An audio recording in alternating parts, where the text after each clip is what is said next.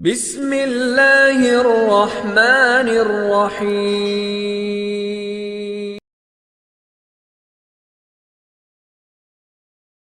حضرت آمنہ رضی اللہ تعالیٰ عنہا کی وفات۔ حضور اقدس صلی اللہ علیہ وآلہ وسلم کی عمر شریف جب کچھ برس کی ہو گئی تو آپ کی والدہ ماجدہ حضرت آمنہ رضی اللہ تعالیٰ عنہا آپ صلی اللہ علیہ وآلہ وسلم کو ساتھ لے کر مدینہ منورہ آپ کے دادا کے ننیال بنو عدی بن نجار میں رشتہ داروں کی ملاقات یا اپنے شوہر کی قبر کی زیارت کے لیے تشریف لے گئیں۔ حضور صلی اللہ علیہ وآلہ وسلم کے والد ماجد کی باندی ام ایمن بھی اس سفر میں آپ کے ساتھ تھیں۔ وہاں سے واپسی پر ابوا نامی گاؤں میں حضرت بی بی آمنہ رضی اللہ تعالیٰ عنہ کی وفات ہو گئی اور وہ وہیں مدفون ہوئیں۔ والد ماجد کا سایہ تو ولادت سے پہلے ہی اٹھ چکا تھا، اب والدہ ماجدہ کی آغوش شفقت کا خاتمہ بھی ہو گیا، لیکن حضرت بی بی آمنہ رضی اللہ تعالیٰ عنہا کا یہ درد یتیم جس آغوش رحمت میں پرورش پا کر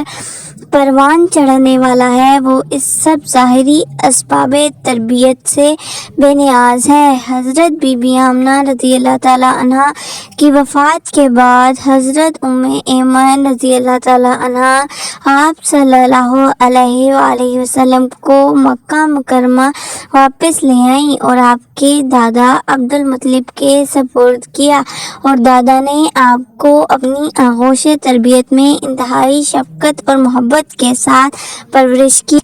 اور حضرت ام ایمن رضی اللہ تعالیٰ عنہا آپ کی خدمت کرتی رہیں۔ جب آپ صلی اللہ علیہ وآلہ وسلم کی عمر شریف 8 برس کی ہو گئی تو آپ کے دادا عبد المطلب کا بھی انتقال ہو گیا۔ ابو طالب کے پاس